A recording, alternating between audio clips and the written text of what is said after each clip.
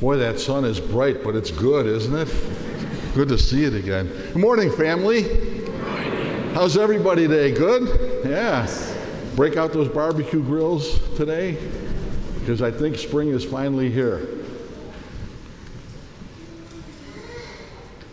In reading this gospel and preparing for today, one of the things that kind of struck me was all that the disciples have been through. They've had a heck of a 3 days when you think about it. You know, the Last Supper that they shared, the last meal they shared with Jesus, Garden of Gethsemane when Jesus was taken prisoner, the betrayal of Judas leaving the 12, the denial of Peter, and then the crucifixion of Jesus himself. That's a heck of a 3 days that they've been through. And I thought to myself, what a great thing how Jesus' first words to them, his first words were, "Peace be with you."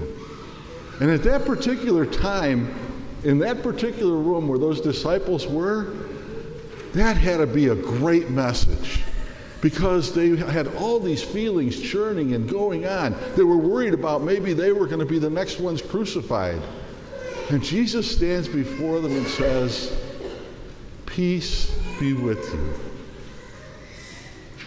What a calming effect that had to be. Have you ever felt like those disciples?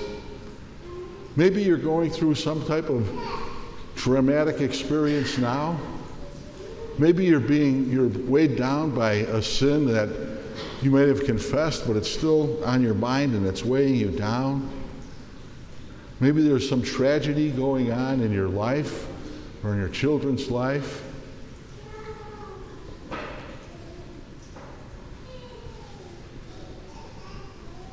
And let's face it, we all have those problems. But I think Jesus wants to do what he did for his disciples. Later on in the gospel, he said he opened their minds. He opened their minds to the gospel message. I think today what Jesus wants to do, especially in those moments that we are struggling, is he wants to open our minds. He wants to open our minds. But he wants to open our minds to the love and the mercy that he has for all of us. And even with those things that we struggle with and that maybe we're bringing us away from Jesus because we think this is such a terrible tragedy, this is such a terrible sin, whatever it happens to be, he wants to open our minds so we can look at those things through the eyes of Jesus, through the eyes of the Father. And let us see what he sees, not in judgment, but in love and in mercy that he has for each one of us.